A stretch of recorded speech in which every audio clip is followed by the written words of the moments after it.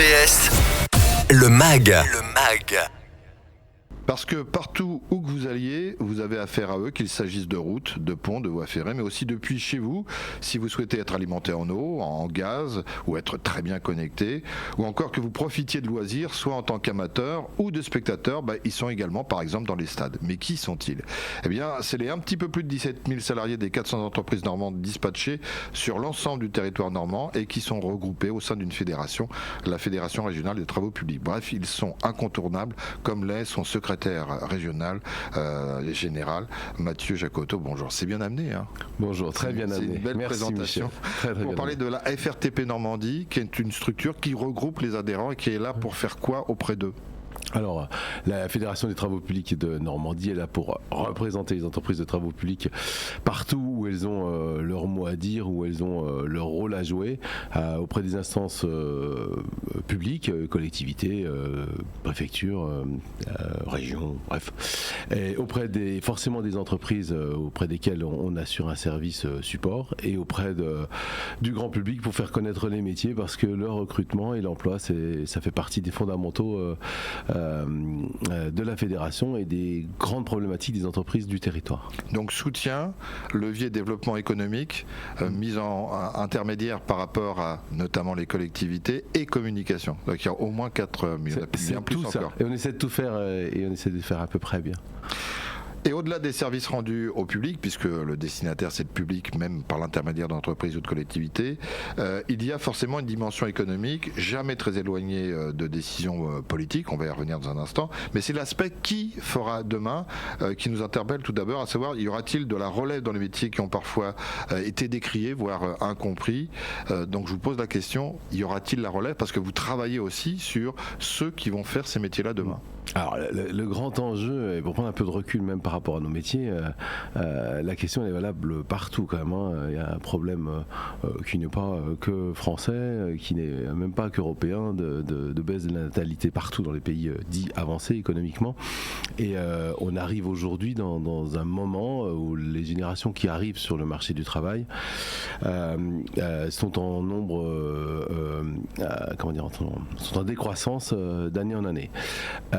Ça veut dire que les enjeux pour nous de renouvellement et d'attractivité des métiers, de connaissances sont énormes. C'était déjà très tendu pour les métiers des travaux publics, les recrutements sont difficiles parce qu'on n'est pas dans les métiers très connus, c'est d'où ma présence ici aujourd'hui. Les métiers des travaux publics, c'est pas forcément, c'est un peu invisible dans une ville, alors que la ville sans infrastructure, elle n'est tout simplement pas. Sans route, sans réseau de chauffage, sans réseau d'énergie, sans télécommunications, juste vous n'avez pas de ville. Bref. Et bien c'est très dur pour nous de nous faire connaître, et faire connaître et recruter, c'est aujourd'hui un des enjeux majeurs pour les entreprises de travaux publics, et forcément une des problématiques à la FRTP Normandie. Donc notre objet, c'est d'aller chercher et de faire connaître, aller chercher les publics et de faire connaître au métier au plus grand nombre.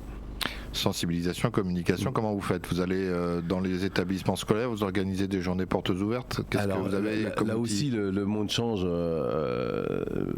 La communication de proximité existe encore, mais donc ça veut dire auprès des collèges, les portes ouvertes, etc. Et c'est quand même, j'ai tendance à croire, on a des métiers du concret. On construit des réseaux d'eau, on construit des routes, on pose des pavés, on construit des ponts. Les accès sud du pont Flaubert sont juste à côté, un énorme chantier sur la métropole rouennaise. Donc on est dans le concret, et ces dispositifs-là, ils existent et ils sont importants. Maintenant, la communication, pour nous comme pour tout le monde, les réseaux sociaux sont incontournables, et on essaye d'être présent, très présent, de se démarquer, soumis aux lois des algorithmes, mais on essaie de faire différemment, on essaie d'avoir notre style, parce que dans les travaux publics, je crois qu'il y a une vraie culture métier. On fait pas comme ailleurs. C'est encore des familles, on travaille en équipe, où il y a un lien social dans les forts. Il y a très peu de turnover dans les entreprises ETP. Notre CFA est celui qui perd le moins de jeunes en Normandie. On n'a que 3% d'échecs. Ça veut dire que quand vous rentrez dans les métiers, même s'ils ne sont pas connus, vous êtes très vite très inséré et faites partie de la famille, quoi. Et donc il faut qu'on fasse sentir cette différence sous quelques formes et quelques supports que ce soit. Quel type de métier ? Alors les métiers des travaux publics, c'est à la fois des métiers d'opérationnels, donc construire, monter, assembler des réseaux, poser des pavés, faire une route, poser un enrobé, tirer un câble. Et puis c'est aussi, et je reviens au pont Flaubert, beaucoup d'ingénierie aussi, parce qu'il faut concevoir, adapter, construire des engins pour poser les parements, notamment du pont Flaubert, des engins spécifiques construits pour. Il y a beaucoup d'ingénierie aussi sur le projet, donc ça va de l'ingénieur à l'opérateur. Donc on a le recrutement, la communication, la sensibilisation auprès des jeunes qui vont venir, les chefs d'entreprise, on l'espère de demain, en tout cas ceux qui vont les accompagner. Et puis il y a la réalité, le changement climatique, il faut prendre en considération la transition énergétique. Là encore, c'est des dossiers sur lesquels vous travaillez. Alors oui, on y travaille, d'autant plus qu'en Normandie, je parlais du pont Flaubert, mais en Normandie, il y a la construction de l'EPR de Penly, qui est tout simplement le plus gros chantier en Europe, qui va nécessiter pour les travaux publics 5000 personnes. Ils sont déjà un peu plus de 1000 à travailler sur le chantier. Et la transition énergétique, c'est pas tout simplement la centrale nucléaire, dans laquelle on est très acteur en termes de génie civil sur les travaux publics, ni la voiture électrique de l'autre côté, les outils électriques. C'est aussi tous les réseaux de transport d'énergie. Vous comprendrez bien que ça se matérialise pour l'eau. S'il y a 10 logements, il faut un tuyau plus gros que s'il n'y en a qu'un. Et si vous consommez 10 fois plus d'électricité parce que votre voiture est passée du pétrole à l'énergie, sur un bâtiment, dans une ville, il faut restructurer et recalibrer tous les réseaux d'énergie. Donc le premier sujet sur la transition énergétique, c'est celui des réseaux énergétiques. Le deuxième sur le climat, c'est l'eau, parce que nous sommes en Normandie. Alors en Normandie, on dit que c'est toujours vert et qu'il pleut toujours, mais on a des eaux de surface et il n'aura peut-être pas échappé à tout le monde qu'il ne pleut plus tout à fait comme avant et qu'il y a une saisonnalité plus marquée. Et donc ça veut dire qu'en termes de réseau d'eau potable, on a besoin d'interconnecter les réseaux, c'est-à-dire que les villages, les uns à côté des autres, soient interconnectés pour se sécuriser. C'est-à-dire que s'il y a une source qui manque, qu'on puisse s'approvisionner par le village voisin. Donc ça veut dire qu'il y a un gros plan en Normandie partout de sécurisation et de renouvellement des réseaux d'eau.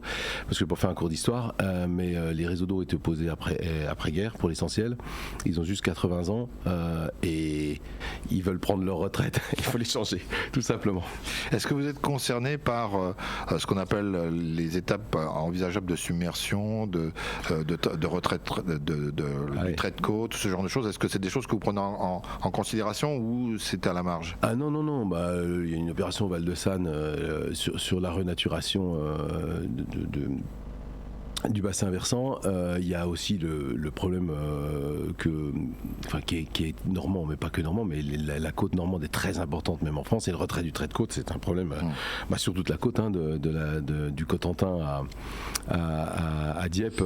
On a des sujets de protection par divers dispositifs de protection du trait de côte, mais il faut qu'on s'adapte. Il y a pas il y a la prévention et puis après il y a l'adaptation et là on est dans une phase quand même, on peut prévenir, mais il y a aussi une grosse partie d'adaptation parce que le trait de côte irrémédiablement il se retire. Donc Alors, on aurait aimé parler avec vous de la conjoncture économique liée à la conjoncture politique. Bon, en ce moment, c'est un peu délicat d'en parler.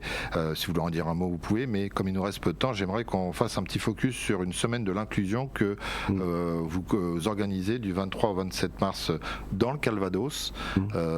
C'est quoi? Qu'est-ce qui s'y passe? Pourquoi vous la faites? Alors, parce qu'en fait, la recherche que j'expliquais de main-d'œuvre et de la génération d'après, on a beaucoup travaillé à la Fédération des travaux publics sur l'apprentissage. On a un CFA qui est passé de 115 apprentis à près de 500 maintenant, en quelques années, en 5 ans. On a fait de gros efforts.